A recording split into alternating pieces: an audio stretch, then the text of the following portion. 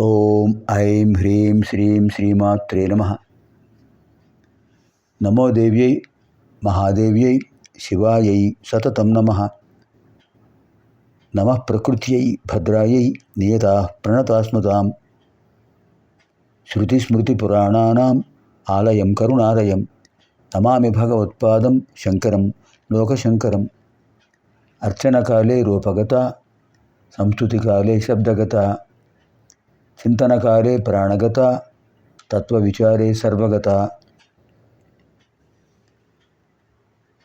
అద్భుతమైనటువంటి లలితా త్రిశతి స్తోత్రంలో కామరాజకూట మంత్రాల్లో హాది మంత్రాల్లో చివర ఉన్నాం. రెండు మంత్రాలు పూర్తి చేస్తే మనకు హాది మంత్రాలు పూర్తవుతాయి. తదనంతరం లాది మంత్రాల్లో ప్రవేశించవచ్చు.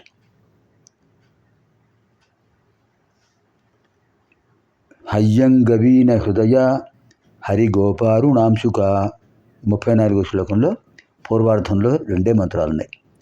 హయ్యంగవీన హృదయ హరిగోపారుణాంశుక. హయ్యంగవీన హృదయ హరిగోపారుణాంశుక. హయ్యంగవీనం నామ కిం భవతి? శంకరులు ఏమంటున్నారంటే, హయ్యంగవీనవత్ నవనీత సదృశ నిర్మల విరల మృద్వవయవ పరిణామ ద్రవత్వ సాదృశ్య యోగి హృదయ కృపారసరూప పరిణామవతి. హయ్యంగవీన హృదయ దయాహృదయ అంటే హయ్యంగవీనం అంటే తెలుగులో వెన్న అంటాం.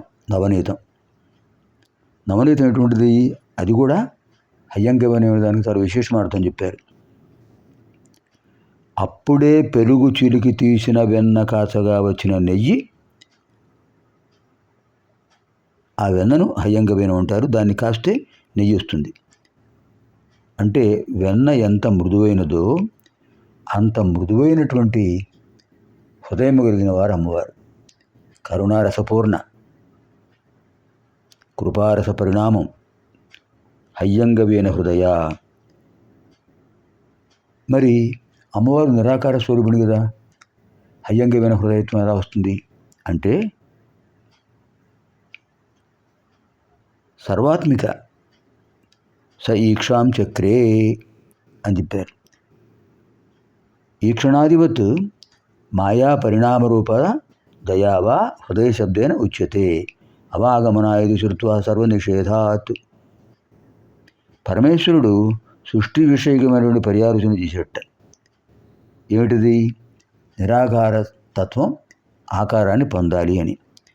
అలా ఆకారాన్ని పొందినప్పుడు ఆ ఆకారానికి కరుణరసం పూర్తిగా ఉంటుంది, కృపారస పరిణామము కలిగి ఉంటుంది. అంటే అమ్మవారు హయ్యంగవీన హృదయ, నవనీత హృదయ అని అద్భుతంగా చెప్పారు. హరిగోపారుణాంశుక. హరిగోపారుణాంశుక. హరిగోపం అంటే తెలుగులో ఆర్ద్ర పురుగు అంటాం. ఆర్ద్ర పురుగు. దీనికి చాలా విశేషమైన భాష్యం చెప్పారు శంకర్ల వారు. హరిగోప నామ ఇంద్రగోప. ఆర్ద్రామఖా నక్షత్రే వర్షాసు ఉద్భవ. అష్టపాదా రక్తవర్ణా మృద్వంగా కీటవిశేషా తథా శోణం అంశుకం అంబరం కిరణాని వా యస్యాః సా తథా. హరిగోపం అంటే ఆర్ద్ర పురుగు. దీన్ని ఇంద్రగోపం అని కూడా అంటారు. రెండు పర్యాయపదాలే. వర్ష ఋతువులో అంటే శ్రావణ భాద్రపద మాసాల్లో ఆర్ద్రా నక్షత్రం, మఖా నక్షత్రం ఆ రెండు ఉన్నటువంటి సమయంలో ఎక్కువగా ఇవి వస్తుంటాయి. పచ్చగడ్డిపై తిరుగుతుంటాయి. అవి చాలా అల్పజీవులు.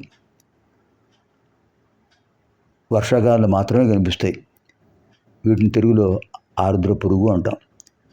ఎర్రటి కాంతితో మెరుస్తూ ఉంటాయి. 8 పాదాలు ఉంటాయి దానికి.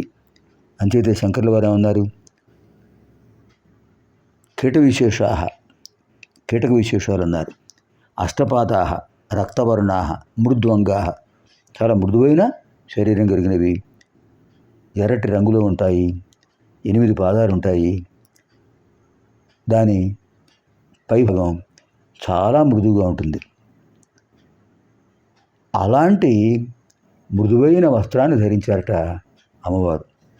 అది విశేషం. హరిగోప అరుణ అంశుక. అంశుక అంటే వస్త్రం. హరిగోప అరుణ అంశుక. హరిగోపం అంటే ఆర్ద్రపురుగు వంటి అరుణ ఎర్రనైన అంశుగా వస్త్రాన్ని ధరించారు.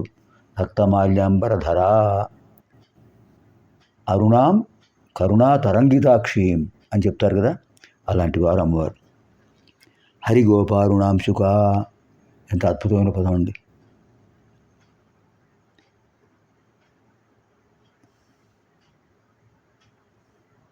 అలాంటి నామాలతో మనకు హాది మంత్రాలు పూర్తయ్యాయి. ఓం ఐం హ్రీం శ్రీం హయ్యంగవేన హృదయాయ నమో నమః. ఓం ఐం హ్రీం శ్రీం హరిగోపారుణాంశుకాయ నమో నమః. తర్వాత ఇప్పుడు లాది మంత్రాలు ప్రారంభమవుతాయి. అంటే 34 శ్లోకంలో ఉత్తరార్థం, 34 శ్లోకంలో పూర్వార్థంలో 2 మంత్రాలు ఉన్నాయి. హయ్యంగవేన హృదయ, హరిగోపారుణాంశుక. దాంతో హాది మంత్రాలు పూర్తయ్యాయి. హసక హల హ్రీం, హ స క హ ల హ్రీం. అందులో హ అయిపోయింది, సా అయిపోయింది, కా అయిపోయింది, లా అయిపోయింది. హ స క హ 4 అయిపోయాయి. ఇంకా 2 ఉన్నాయి, లా హ్రీం. అందులో లాది మంత్రాలు ప్రారంభమవుతున్నాయి 34 శ్లోకంలో ద్వితీయార్థంలో. లకారాక్ష లతాపూజ్య లయస్థిత్యుద్భవేశ్వరీ. లకారాక్ష లతాపూజ్య లయస్థిత్యుద్భవేశ్వరీ.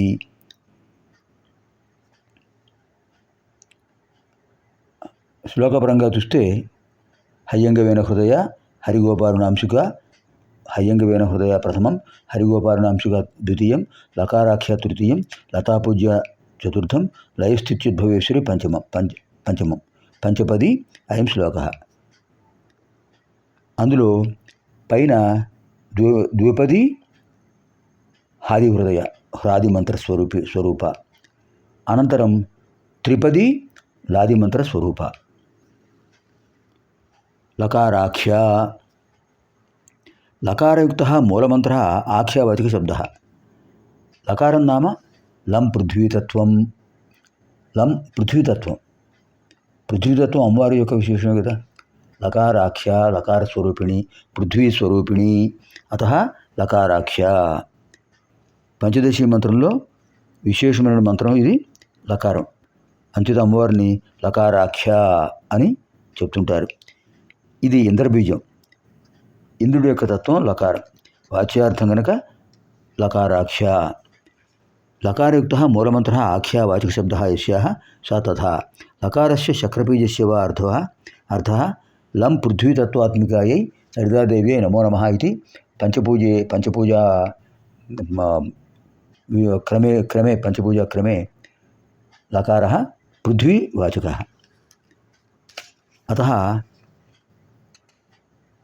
లలితాపరాభట్టారిక లకారాఖ్యా భవతి. లకారస్వరూపిణి, పృథ్వీతత్వాత్మిక. ఇంకా రెండవది లతాపూజ్య. లతాపూజ్య. లతా నామ లవంతి, వినమంతి, అత్యంత నమ్రా భవంతి ఇది లతాః. అరుంధత్యాదయః స్త్రియः. తాభిः స్థిరమాంగళ్యాయ శ్రేష్ఠదేవతాత్వేన పూజ్య పూజనీయా. ఇక్కడ లత అంటే లత వంటి సున్నితమైన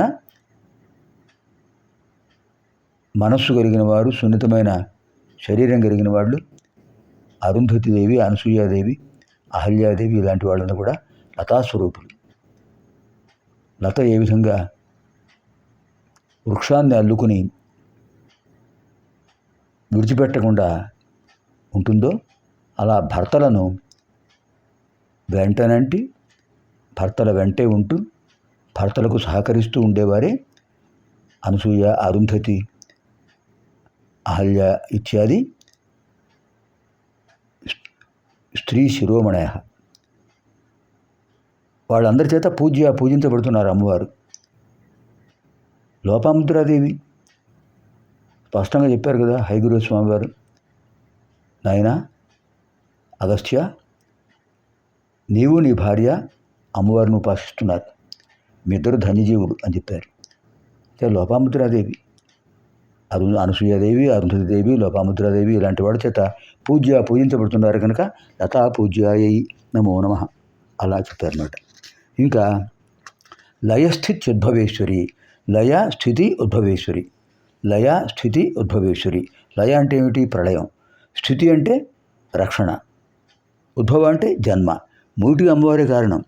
శంకరుల వారు ఏం చెప్పారంటే ఇక్కడ వైపరీత్యేన విశేషణం యోజ్యం, ఉద్భవతీతి ఉద్భవ, కార్యాత్మన అభివ్యక్తి స్థితి, జ్ఞాన విషయత యోగ్యకాలావచ్ఛేద అనుభవసత్తావత్వం ఇది యావత్.